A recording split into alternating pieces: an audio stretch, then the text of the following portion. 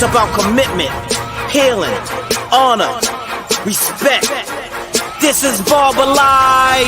Cutting hair, I like it. Barbershop, I like it. Change your life, I like it. Conversate, I like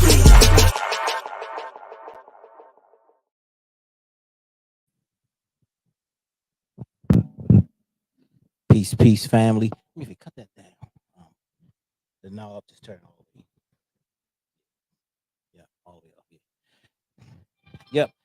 Peace, family. We here. Conscious Heads Barber Boot Camp, making the necessary adjustments. Here to inspire people.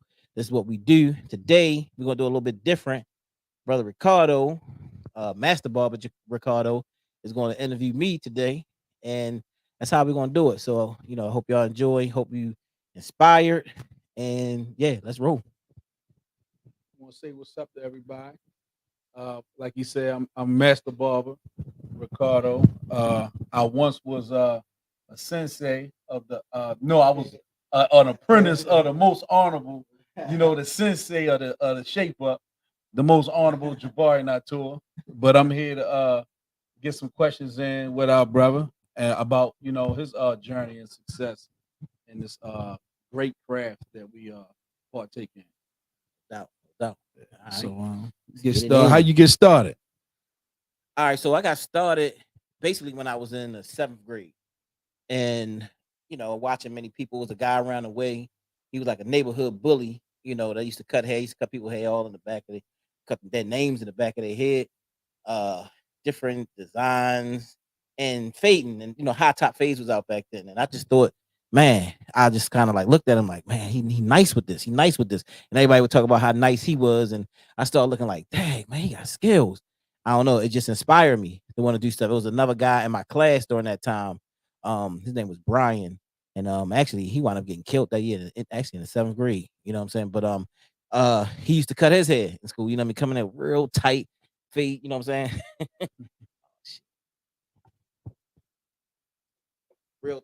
real tight fade. And so I'm like, man, I could do this myself also, you know what I'm saying? So, I just kind of geared up, and I started to I started to think about cutting hair, and I got a pair of clippers.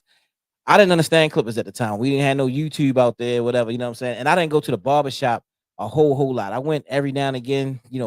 My mom would actually cut my hair sometimes, and she really didn't know what she was doing. But she was satisfactory with the family. Like my grandfather would have her cutting the uncle's hair. Everybody, hey, come on over that China, cut your hair. You know what I mean? And she did it. It was satisfactory. They liked it, but she would cut my hair down. Of course, it wasn't like a shape up and stuff like that. But I went to the barber shop every now and again. But I didn't know I had the clippers, didn't know what they was, and all of a sudden I started trying to do this shape up. I'm like, man, why is this not getting the line on here? You know what I mean? What's going on? Like, I didn't understand exactly what was going on. And so I then started to fade myself and start to see it had a level on there. I'm like, okay, this drops it lower. You know what I mean? This drops it high. And I would just think when I went to bed, like, how am I going? How can I make this happen? I could drop this down. I'm telling you, I would sit there and I would lay down and I would think about how to do this. I could do that. I see it was a guard on it, but I could put that on there and then I could do it. I had to think about this in my mind about what to do. Nobody telling me how to do it. No other barbers telling me how to do it. So I just kind of conceived it in my mind about the whole thing. So from there, I started cutting my hair myself. When I went to Hearn Run, then I went to Patterson, and I cut my hair all throughout high school. And then I cut people hair around the neighborhood. I would make money, different things. I had some victims there, some people that was very mad and angry because I thought that I could cut certain heads and people was mad, you know what I'm saying? I can remember, you know what I mean? But that taught me, every victim, taught you how to get better. So, cutting hair, I'm coming through. I'm thinking I want to be a barber when I come out of high school, but I kept cutting my hair, you know what I mean? But just trying to figure it out. So I actually went to the police department. I didn't go in the police department. I went to the apprenticeship program and started doing that. So I went through that program. Then they just canceled the program, like in the midst of us doing the apprenticeship. I mean the police academy, the cadet program. So they just canceled it. And so next thing you know, I'm like, man, what am I going to do? So during that time, I started doing a little reading, little Malcolm X and different things. And then all of a sudden, I was like, oh, I don't want to do that no more. I started working at everyone's place bookstore, black owned bookstore. And from there, I started getting in a little deeper into black consciousness and all. There was a man named Mr. Leon used to come in there, and he would become my master barber. And I asked him when he kept coming through, and we would talk, have good conversation. I said, next time he come in here, I'm gonna ask him if I could do an apprenticeship underneath him. And sure enough, he said yeah, said yes. And then from there, we was flying high. I was there at True Cuts Barbershop. That was my first barbershop on Charles Street, and I was there under Master Barber Leon. And from there, he's the master. He's my grandmaster. You know what I mean? That I pay respect to. And he took me under, and I said, if I get this skill, then I'm going to actually train other people on actually how to do it. Some things went on down there. I stayed down there for about 2 years. They had to leave, and I had to try to figure out what was I going to do at that point. So then I started looking for the space, to open up a new spot. And so I came to 25th Street just looking one day. God brought me through here. I was looking, I'm like, man, it's a nice spot, but it wasn't laid out. It had carpet in it, it had walls in it and everything. And so I left out. I'm like, okay, it was nice, whatever. Mind you, the whole time I ain't had no money. You know what I'm saying? Like, I mean, this was like me looking at stuff like for Right. what? I mean, logically, it didn't make sense, but I'm looking. Anyway, me and my mom, we riding maybe like 2 weeks later, we riding on 25th Street. I said, "Ma, there's a white guy outside." I said, "That's probably the guy that owned the building right there." She said, "You think so? You want to go talk to him?" I said, "All right." So she pulled over, and I went and talked to the guy, like, "Hey, man, I'm looking to try to open up a barbershop." And blah, blah. Okay, all right, yeah, fine. So then he rented me the building, but we found out as we started renting, as we went down to the zoning board, that we wasn't zoned correctly. So Mhm. I came in the next week, and I got one of my friends to knock down all of the walls that Right. that was in the shop, but I had to stop because I might have to put the walls back up, Right. within the shop. So I'm like, man. So we went to this process that took us 9 months to get into this spot. You know what I'm saying? Before we got zoned correctly, so I had to fight. Many people told me, they said, man, even my lawyer, he said, why don't you just get a new spot? The zoning commission said, why don't you just get a new spot? And I'm like, no, I want this spot. This is what I want right here. Y'all trying to keep me away from here. Y'all trying to marginalize me. You know what I'm saying? Like, no, no, no. I want this spot right here. And I got obsessed with getting this spot because I think they told me that I couldn't get it and I wouldn't Right. get it. And I went and I presented all of this evidence. The planning commission during that time, they winded up uh I called him so much, and that's where I met Brother Carl Stokes, because I Okay. knocked on his door that day. You know what I mean? Okay. And he said, "I'll help you," and he helped me, man. I mean, so many different ways with the planning commission. They started to love me so much, but it was my work ethic, because I Right. called them all day long. And when I went down for my hearings and my zoning, they came out to support. And they was Mm. the number one people was like, "Nah, look, don't get. Why are you so obsessed with this building?" Da, da, da. And they all came out to support me. And when I got it, congratulations. Yeah. You work really hard. You deserve this. Like, we never thought that this was going to happen. So, that's how I got started. Here, when we came here as Conscious Heads Barbershop and Natural Hair Salon, and we had Conscious Views. It was called Conscious Views Bookstore at the bottom. So upstairs was the barbershop, downstairs was Conscious Views, and the whole thing was, if we can keep you here in the shop, then what I mean, we can elevate your mind. We can get you downstairs to go downstairs and get some of those books. And we were doing some other things too and try to get you involved. So it was Yeah. all a movement, all about, us changing our minds, all about us doing better and making a way in the community for our Right. people. Okay. So, how many years you been in the business altogether? So I've been here at this location. We'll say, I mean, for all in all, 24 years this year. Be Okay. 24 years. I've been cutting hair for like 35 years. Okay. Because my dad. So to go back, when I had to find some other victims, Right. well, one guy, my first victim, he was kind of cool. I did something. I don't know what I did to his hair, but he was like cool with it. And then it was my dad, and then he let me cut his hair. I cut his hair, and he was very particular, very, very particular.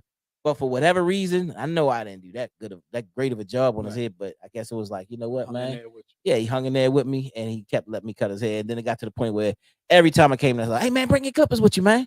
And then he had all of his friends. "Hey, man, my son can cut your hair." So he had friends over there. I would cut the friends' hair and all those different things. You know what I'm saying? So yeah. So for about 35 years, he was my longest client ever. You know what I'm saying? But and then on top of that, my other one is my nephew. My nephew, who's my other Donald, is my other longest. Oh, okay. client ever. All Yeah, right. yeah, yeah. He Okay. was my ever longest Dang. client. Him and my father, because I cut his hair since he was a baby. Mm, And yeah, but that's pretty much how many years I've been in this, and it's been a while. But when I first started, as I said, even going into the barbershop under Mr. Leon, I didn't really. I thought I knew how to cut hair a little. I mean, I knew I had some stuff to learn, but I was like, man, I don't hardly know. You know what I mean? Like yeah. shaping up. I started to learn the different kinds of clippers and shape up clippers, the different meanings of certain things, the guards, because I just kind of felt my way through. And Right. when I was in there learning from Mr. Leon, and then a brother named Dante Stokes, who started to teach me, he was a young barber also, but he taught me a lot of things and a lot of tricks, which I really appreciated. And so, yeah, man, I mean, so yeah, yeah, yeah, yeah. So, Okay. yeah, yeah. All right. But so you say you've been here since 2000. So how you get the money to get up in here? Yeah, again, yeah, as I started saying, I ain't have no ends. I ain't had no money. But what I had was courage.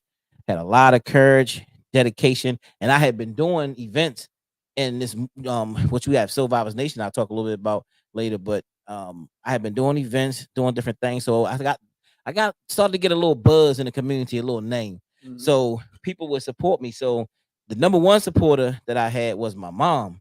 And man, I would say that, I mean, she really supported me. She really stepped up. I mean, she took, she would take out loans. My grandmother gave me a credit card to max out. I had uncles, my uncle Lamont, who came in and pretty much laid the blueprint for me, doing the floors and, further just put the stuff up running the electric line. I mean, he did most of the work. My uncle Daryl came in. Okay. It was a family effort. It was a community effort, but if I needed to, I went to people and asked them for money. Like, hey, look, can you loan me this? Can you loan me that? Mr. Ray Haysbert, that was here, he was my business teacher. He would contribute into some things that we needed, air conditioners and different things that helped me get on my feet. But it was I ain't gonna lie, man. I mean, like it was hard. It was like you wasn't gonna tell me no. Just like I fought for the building, it was Yeah. like you couldn't tell me that I was like nothing told me that I wasn't gonna get in there. So the odds was like I don't care. I'm getting in Right. the building. I mean, I'm that's gonna happen. Like so, Right. boom. I went here. Hey, look, I need this. Oh, I need this. Let me go talk to this person. Hey, look, can you loan me such and such and Yeah. such? I just didn't get, you know what I'm saying, and got those doors open because nothing could tell me that it wasn't gonna happen. I mean, when I'm a Taurus, that's what people say. You know what I mean? I'm stubborn when I do lock like a pit bull, I lock in, and Yeah. it's like you're not gonna stop me from doing it. Relentless. Relentless, definitely, Yeah. definitely. Yeah. So you say the shop is a part of a movement. Like what movement? Yeah, so I was saying Survivors Nation. That's where everything comes from. We still do lectures. We've done people like Dick Gregory, Sister Soldier, brother James Smalls. We've done a host of Dr. Burr Shango. I mean, like a host of other people, what I mean, in the community, Dr. Claude Anderson. And it's all about changing the mind. I mean, if we could change your mind, then we can get you to become a part of this movement so that we can build come together and money pool and what I mean Yeah. and pool our resources together so that we can start to Like a real community. like a real community, get a business Yeah. here, business there. What I mean? What I mean? Start buying houses, start doing those different things. So it's about elevating the mind. If we could change your mind, what I mean, and then we can get you involved, and then we got more family to come in. So man, look, I feel like, I've been dedicated to the community. When I speak about my mom, like for whatever reason, I was brought to this earth. I was given like the best mom ever, like ever, ever, ever. You know what I'm saying? So Yeah. it's like, so I always thought that I'm like, man, if she giving me this, I need to be able to give what she giving to me. Right. It was so many times, man, with friends of mine that could tell you that I moved in friends of mine that needed somewhere to stay. My mom house was always the place. They would move in with her, they would move in with us. And I'm like, Ma, we need to break just whatever I said or my sister said, what I mean, Yeah. she was gonna do that. And somebody was always moving in with my mom. But I feel like if I was privileged to have like the best mom on earth, I wanted to be able to share that with everybody else. Yeah. You know what I'm saying? And now she's not here, what I mean, in the physical sense, what I'm saying, of the earth, but she's still with me every single day. And I still gotta represent and I still gotta do what I have to do for my community. So I want to give people what I was given, what I'm saying, from the light that I was given from her and continue to beam that light on the community. So that's what Survivors Nation was about. It was about giving information for inspiration for the purpose of elevation. So we did many rallies in the community. We had prison ministry uh that we had and you name it. We was there, what I mean, Yeah. food, clothing drives down to whatever. I mean, we did every kind of fundraiser that you can think of, skating, Mm. dinners, you name it. We Yeah. was involved. We was involved. Music, whatever it needed, whatever needed to be done. Right. That's what Soul Vibers Nation is about. So that's what the boot camp, and the whole barbershop come out of that thought. You know what I mean? But Right. the barbershop was always a recruiting ground for Soul Vibers Nation. You Yeah. know, Because people always gonna need a haircut. So always gonna need a it's haircut. a it's like I was saying last time. It's like almost like a hub for people, human interaction Yeah. to a degree. Oh You know, yeah, yeah, yeah. and you want to interact with different people in a barber it's shop. definitely one of the most social places in our community Right. where you can come and get information, and you get that information, and we knew that. So we had two. We had the bookstore and we had the barbershop. But like I Right. said, we can hold you in that bookstore and that barbershop. We can get you downstairs to go get some books. Yeah. Yeah, Dr. Francis Cress Wells and blah blah blah blah. Right. Oh yeah, ISIS papers. We got that downstairs. And then, Yeah. so it was all a part of, what I mean. So then after a while, somebody been coming for a minute, like, man, what I gotta do to join y'all Right. organization? Y'all, man, I really like what y'all doing. Yeah. Y'all doing a lot. Man, we had it, we educated so many people, so many young people. Some people would come in here and be quiet. You never even know that they was listening. And one time we had a lecture with Ray Haysbert and Jim Klingman, and Sunyata came up to me, brother Sunyata. He was one of the co-owners at the time, and he said, "Man, you wouldn't believe who gave us some money, who left something for us. The guy, he was leaving town, never talked anything. This real mild mannered person. He said, man, look, he wrote us a check for $1,000. You know what I'm saying? And said, man, I hope y'all be successful, because he was moving to a whole nother state somewhere, Okay. somewhere far. And he wrote us a check for $1,000. Man, I love what y'all do. I know I never participated in nothing, but I always come in there because I love what y'all do. And it was crazy. He was like, $1,000, Right. like, Right. so You never know who listening man, like and all through the watching. years and watching, yeah, all through the years, young people who I see, man, y'all ain't know, man, the stuff that y'all was saying was elevated. That's why I'm doing what I'm doing now. That's why I do Yeah. this. That's why I do that. You know what I mean? So, yeah, man, inspiring people. That's what we want to do. Right. Shoot. What's Nipsey Hussle say that like it's one of the highest human acts is to inspire. Yeah, Yeah. That's big. yeah. That's what motivate. Yeah.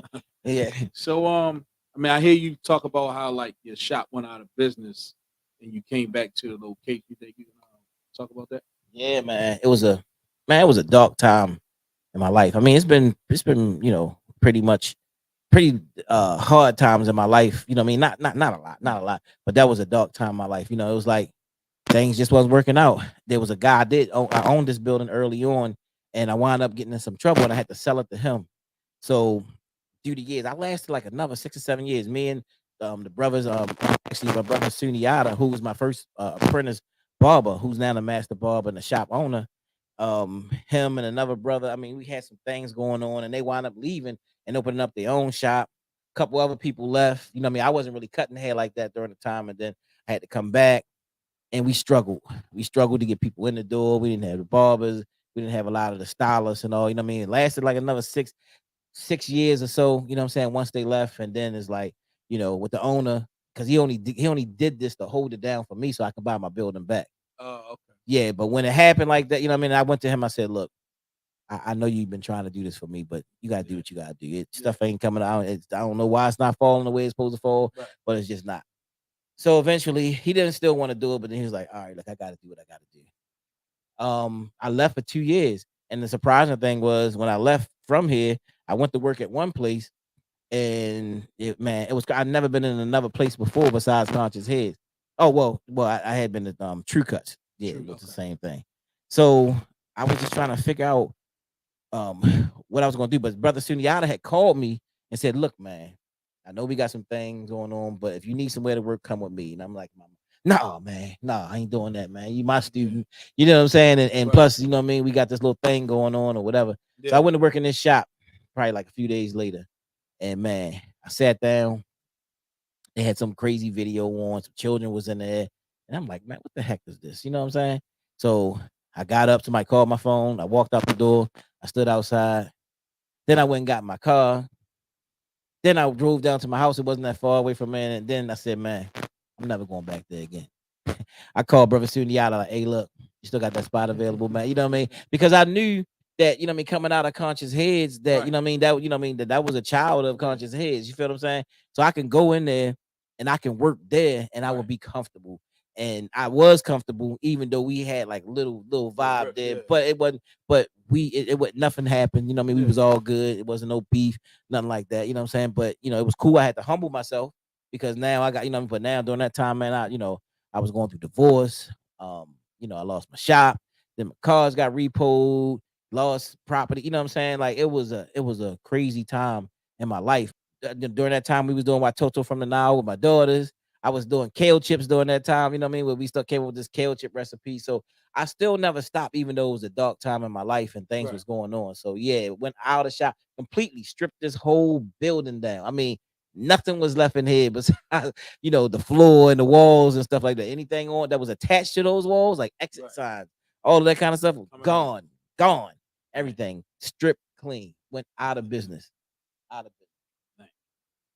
So when you came back, obviously you came back. Yeah. So, but how did you get the money?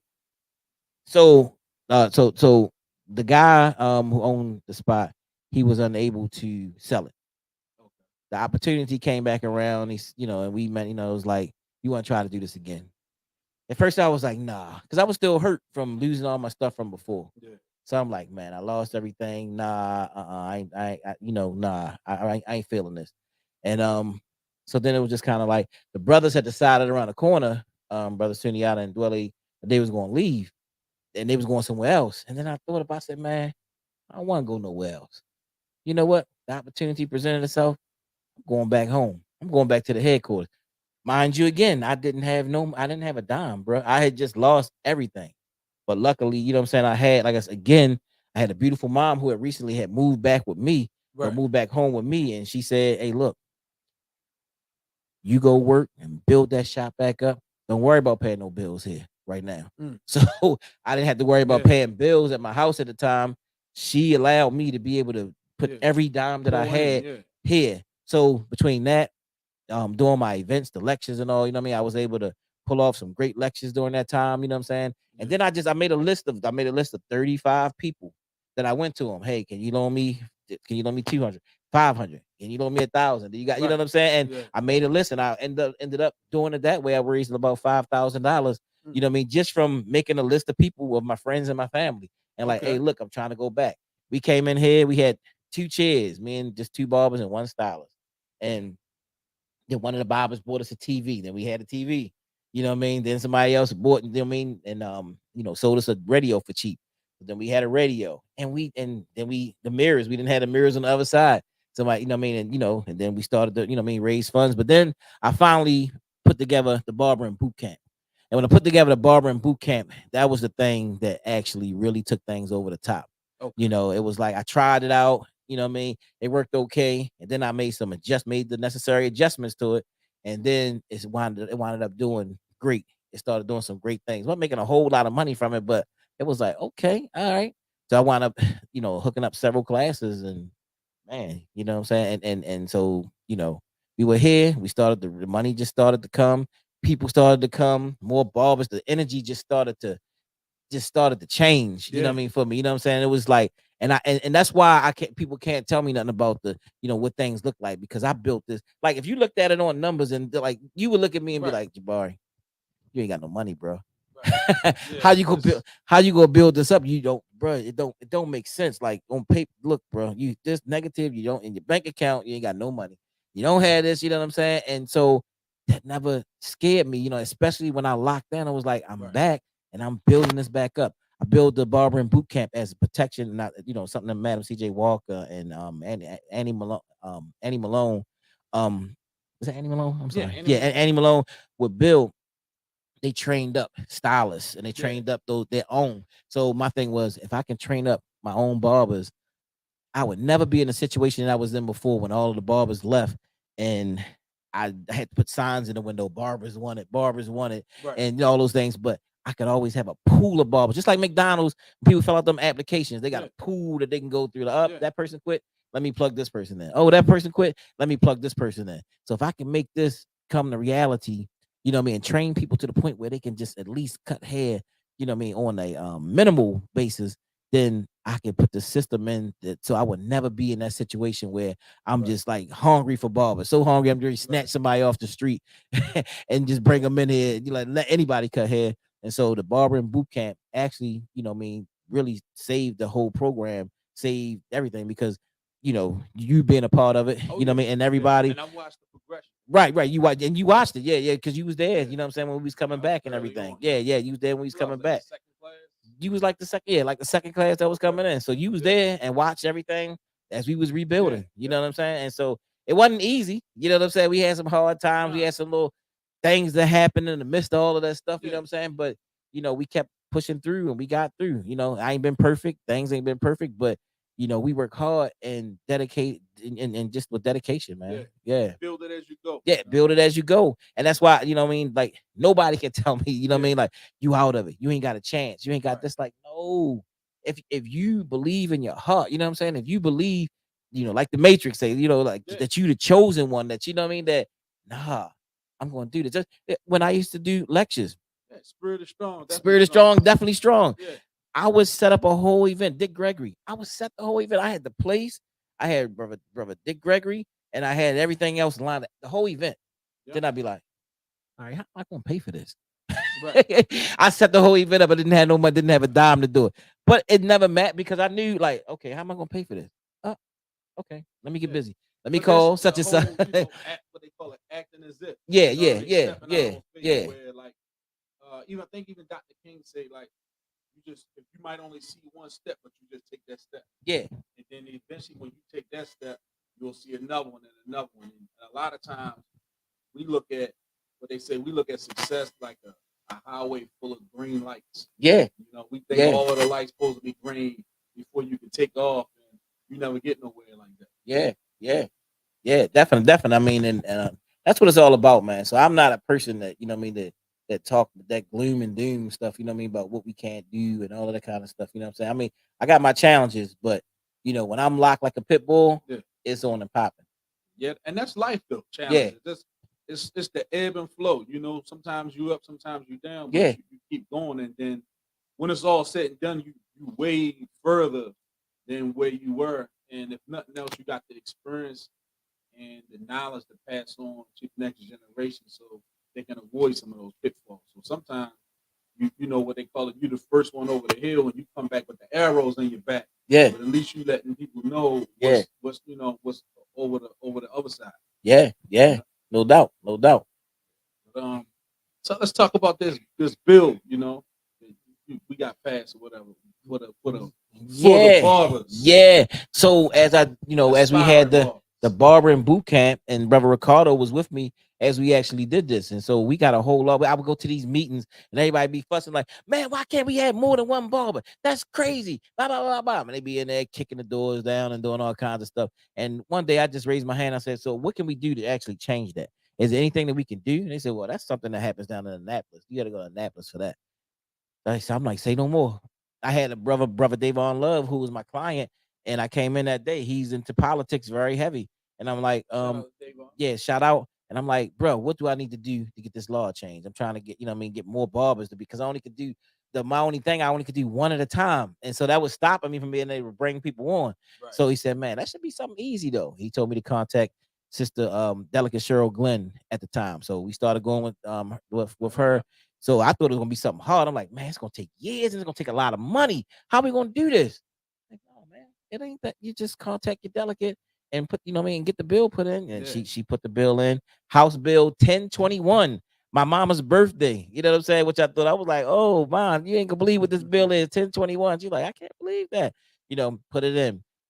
We put the bill in, but some of the wording was wrong, and the state board didn't record. It was like, no, they was telling me what the bill meant, and I'm like, no, I'm not want to put it. And so she had went through some personal problems during the time, so she wasn't able to go and file and make sure that it went through Right. correctly. So we couldn't do it then.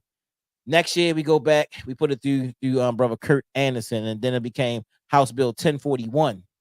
Put it on the table. Now during that time, that's when COVID kicked in and boom, knocked every bill off the table. Nope, not that year again. You know what I mean? So then Delegate Stephanie Smith the following year will put the bill back in, and it became House Bill 1317 during the time. House Bill 1317. And we had the wording right, and sure enough, the bill got passed, and the bill went in effect October in October 2000, October 21. Yep. So again, that's 10/21. 10/21, my mama's birthday. You know what I'm saying? So all that numerology and energy all around there. You know what I mean? So the bill went in effect 10/21, and from the original 10/21 bill. So yeah, man. So we got a bill change. So now you can go. You can have not just one apprentice barber, but you can have um three apprentice barbers to one master barber Yep. now. So you can have, you know what I mean? So we got that. We did that for the whole state of Maryland, man. We did that for the whole state of Maryland. So y'all take advantage of that and teach these people, teach these young boys out here, young boys and these young girls, Yeah. because now it's set up. So you ain't got to go complaining because you could take three at a time now. 3 at Thank you. You're welcome. a time. Yeah. Tell me about some other successes you done had. Yeah. Man. I mean, man, I done trained more. I mean, and I say this, and I don't like to pat myself on the back, but I've trained more barbers in the state of Maryland under apprenticeship than anybody has. Under the apprenticeship logo. I got three master barbers underneath of me. That's epic. Right now, and it's going to keep coming because this is a movement. Barbering boot camp. We building a barbering boot camp army. This is a movement. So I got three master barbers that's under me right now. I got regular, journeyman barbers that's under me. I mean, that's finished right now. I got other apprentice that's in there. Now I got other apprentice that's starting to go under master barbers that I train. It's a movement, man. It's each one teach one. So we all gotta teach. So what I mean. So I'm proud. Some of my barbers now, you know what I'm saying. A few of them now own their own barbershops. Yep.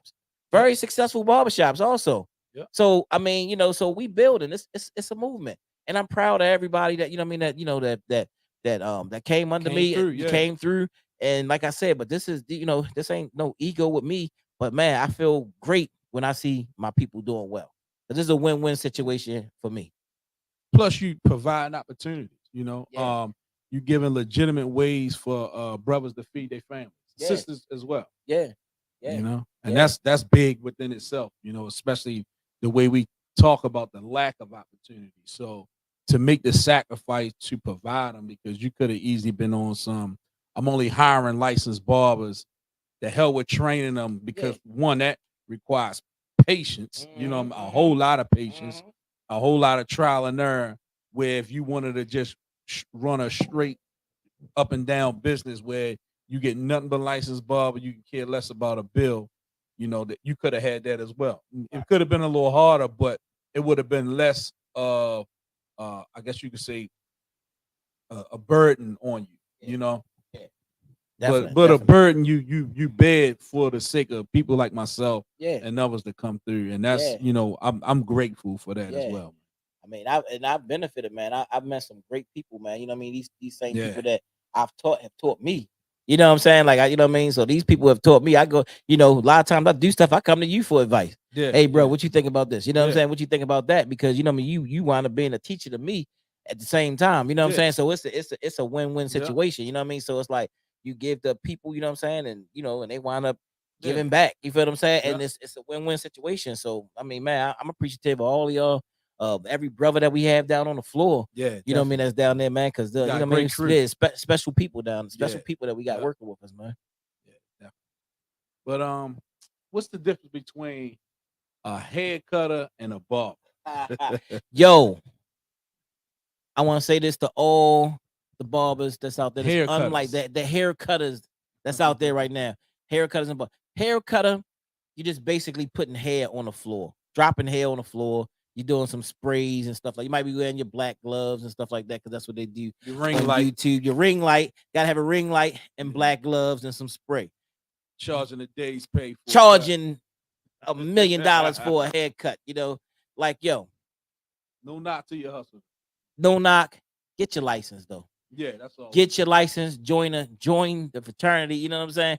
Come join for real. You know what I mean? Like we can't treat this thing like a get over.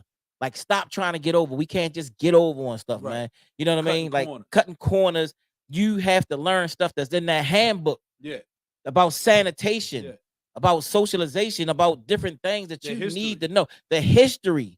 yeah. But we all had to go through and had to know. And I cut hair better than a licensed barber, and you might cut hair better. I mean, Congratulations. yeah, hey, but That's not what barbering, like, I'm trying to teach people to be barbers, man. And a barber is different elements, just like hip hop. Barbering is socialization. There's the licensing. Yeah. You know what I'm saying? There's the community activist part of the whole thing. You know what I mean? When Spiritual you part. had the spiritual part, when you are actually cutting somebody's head, you are over top of their head, their crown chakra, Yeah. what they call it, putting energy on people. People respect you. There's the counselor that you are. You are man. We were doctors. You go back to ancient Egypt, and you know what I'm saying. Even going through Europe and all those different things, we were pulling teeth. We were doing operations. You know, like, this craft is serious, man. It ain't no hustle. It ain't no get over. I've used the craft and done some things trying to get over here and there and all that kind of stuff. That's why I'm speaking to you so serious right now. This got to be treated just as people treat the field of work that they in, being doctors, being lawyers, everything. Nurse We got to put, practitioner. come on, we got to put some respect on barbering. Yeah. So, yo, we love y'all barbers that's out there, man. Look, Yeah. look, man, look, we done certain things. Look, ain't And no, we proud of what the strides y'all make. yeah, man. It's just that, there's still a way to go about doing things. That it's not saying that you can't do what you already doing. It's just like, how about just crossing a couple T's and dotting a couple I's? Yeah. And it's really, the test, is worth taking. It's not like you passing a bar or something like that. It's you put some time in the study, you're going to pass it. But like he said, it's not just about cutting hair. If you look at the practical part of the test, there's 5 parts. Only 2 of them got to do with hair. Yeah. The other 3 has to do with sanitation, man. Yeah. Yep. Yeah. I mean, man, just, stop basically, like I said, it's all love here. So if y'all want to get your license, those people that's listening out there, don't hate me like, man, he hating. Yo, holla at your boy, holla at us. Yeah. We can help There's you. no hate. You know what I mean? Ain't no hate, man. We got love. We just saying that we want you to be, you know what I mean? We want you to be licensed. You know what I mean? Now, yeah, I'm telling you, man, you get that license, you gonna be like, yo, that's the best thing I ever did. You really gonna know that you in for real. You know what I'm saying? Taking care of your paperwork correctly, making sure your paperwork is straight. So, like Madam CJ Walker and all those people, you know what I mean? Annie Malone and all those different people, and my man, what's his name? The barber. Oh, Alonzo Hearn. Alonzo Hearn. Yeah. You know what I'm saying? You know what I mean? Yeah. These people took care of their paperwork, man. Yeah. Their stuff was straight. The taxes, the banks was coming to them. Yeah. Hey, look, do you need some money to open up another spot? Do you need some money to do this, to do that? So as much as we running and hiding and like, yo, I ain't gonna pay this and pay that. If you got your stuff straight, you can be open, man. Like focusing on opening up a chain of barbers. Man, look, some of y'all can cut hair great. But now we got that law change for you. You know what I'm saying? Get some people and put them under you. Put those people under you. Each one teach one. And pay it forward. Yeah, you know what I'm saying? Like, man, look, give back to the community. Don't just, you know what I mean, the skills you got, take it to the grave. Yeah. Y'all got these skills, gonna take the skills to the grave. Ain't gonna teach nobody else how to do what you doing. Yeah, some of y'all cut. I see some of that work. I'm like, man, that's awesome. That's amazing. You know what I mean? A phenomenal work. You all doing great work. But be a part of the movement, man. Let's link up. Barber and hair cutter. That's the difference. You know what I mean? But let me add to that. Yes, sir. Just a prime example of how you could have benefited from being a licensed barber. Granted, some of y'all probably weren't cutting at the time, but COVID. Yeah. Oh, yeah. When COVID hit, barbershops were shut down. Yeah. Had you been a licensed barber, you would have been able to draw unemployment. Yeah. Oh, man. That's just on the low end of how you could have benefited from being licensed. You had to present that license. Yeah. And they was giving some lovely chunks of money, man, during that time. I ain't gonna lie. You know what I'm saying? Like, we didn't think they was gonna do it. And we was like, man, we needed it. And a lot of us who were shop owners and all, we weren't making no money. We weren't making no ends, And man, yeah. So, man, get the license, man. We love y'all. We love y'all out there. But yeah, get that license though. Yeah. Just encourage. No doubt. Yeah. So how you done, money wise? Yeah, financially. So, man, I say this, man. Probably like my students and people who got their shops, and I'm probably made a lot more money than I have. I have been the sacrificial lamb, you know what I'm saying, of this whole thing. You know what I'm saying? Like, always starting things and doing things where a lot of my barbers, man, you know what I'm saying, like be getting that money. You know what I'm saying? And getting it. I've done fairly well on some properties. You know what I'm saying? It's been tough off and on, you know what I'm saying, ups and downs, but you know what I mean, on some properties, and been able to pay, maybe reach up in the triple figures, you know what I'm Yeah. saying, here and there, you know what I mean, not all the time, you know what I'm saying, but I'm able to do that. Right. But as we go and we grow, you know what I'm saying, I'm Yeah. striving to crack that millionaire status, Oh you yeah. know what I'm saying, Oh yeah. you know, It's definitely possible. yeah, you know what I mean. So that's what we're going to do, because we're going to take this model. It's a movement. We gonna open up shops here, there, different countries. Schools. Yeah, schools. You know what I mean. That's coming soon. So yeah, we're gonna crack that, but not for me to be riding around with no big fancy cars. Although I'm gonna have a fancy car. You Yeah. know what I'm Hey saying? man. I don't care Look. what y'all say. I am not gonna be riding. No, I'm gonna ride in fancy cars. I'm going. You know what I mean? They have slick stuff. I don't care. You know what I mean? So I'm gonna have that. But no, it's not just for that. It's for my people, so I can do more stuff. You feel what I'm saying? Yeah. Like we can do more. You know what I'm saying? The more money, more finances or wealth that we get, Yep. we can dump Strong it our in. community. That's right. We can put it into the community Yep. and help. That's what I get my Yeah. biggest thing. That's why I said I told you a lot of my barbers made more money than I did. Right. You know, I mean, but But that you that created the makes, yeah, opportunity for them exactly. to do it. Exactly. And Exactly. that's a flex within itself. Yeah. Where you got a lot Yeah. of barbers that's they getting some money, but like they say, you only as successful as the next person you can make successful. Yeah. And, Yeah. and with that, you already a millionaire when it comes to that several times over, because you got a lot of haircutters out there Yeah. that's just off the self. Yeah, no doubt, no doubt, no doubt. So this is like I said, we barbers, man, and that's the movement. Conscious heads, Yeah.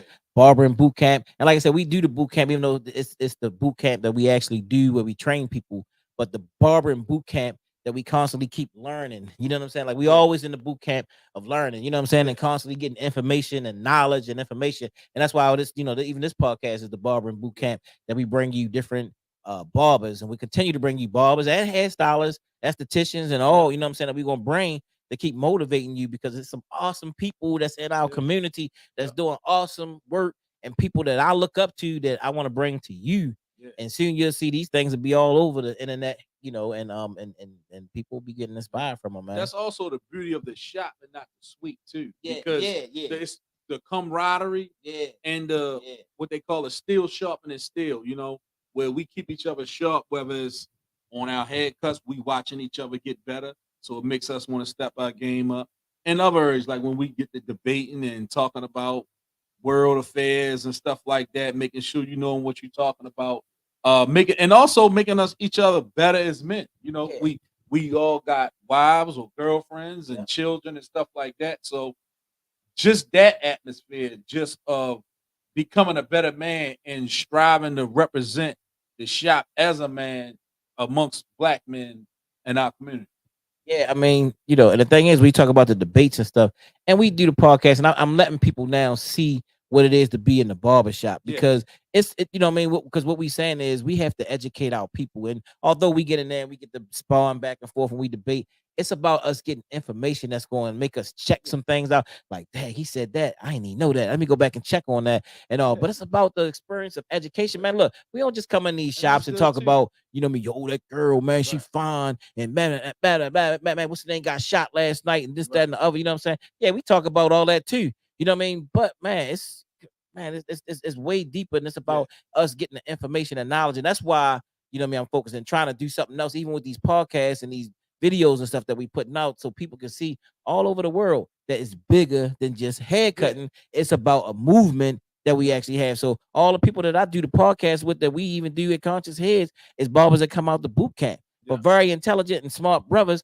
who now, you know what I'm saying, like my mind, they'll know I'm focused on, like, no, we're gonna get this up. And this is gonna be a part of what we do to help us build with the information and all. You know what I mean? Yeah. So that's where my mind has been, and that's why we've been putting this stuff up like that, because we gotta get that information part inside of the barbershop. Yeah. And to watch healthy discourse amongst brothers and sisters that disagree with each other. Because Yeah. a lot of times we don't know how to do that, Yeah. and that can be educational within itself. Yeah. Just watching a healthy back and forth without it becoming, crazy. Yeah, You know? definitely. Because I mean, we'll go at it. I mean, we'll Yeah. go at it, like, you know what I mean, like, And no blows yeah, getting yeah. thrown nothing And then like at the end of that. the day, It's somebody, respectful. We dap it up yeah, and we go our separate ways. end of the day, somebody gonna get some food. Hey man, you want something from the store? Yeah. You know what I mean? Like nothing happened. You know Could what I have mean? just been at each other's Yeah, throats. just been at it. 5 minutes ago. But we back at it. You know what Yeah. I'm saying? But man, it's love. So yeah, man, and that's how it's supposed to be. You know what I Yeah. mean? We talk. You know what I mean? We enjoy Yeah. each other. That's what this is all about. The other thing is, man, I want to say too, what I mean, a lot of people hit me up like, man, I want to do this. I want to join your barbering boot camp because I want to be a boss. I want to do this. I want to own my own. I want to have my own because when you a barber, you're an independent contractor. What I mean, you really work for yourself. But everybody ain't made for this, and I'm gonna say, what I mean, I'm gonna say that everybody ain't made for this because you have to discipline yourself as a boss. You feel what I'm saying? You could tell them you got people that want 6 o'clock appointments. You got to get up and be in there at 6 o'clock in the morning. You got to discipline yourself. It's about that. You can This ain't no overnight. I want to be my own boss, and then you sorry you supposed to be at 6 o'clock, but you coming in 6:30. You coming in 7. Look, I'm talking. You know what I'm saying? I do. You know what I'm saying? But I'm just saying. But no, when you start, out, what I mean, when you're doing it, you got to be disciplined. So being a boss, you got to pay the cost. You know what I mean? Though you ain't got nobody cracking the whip on you, but you got to crack the whip on yourself.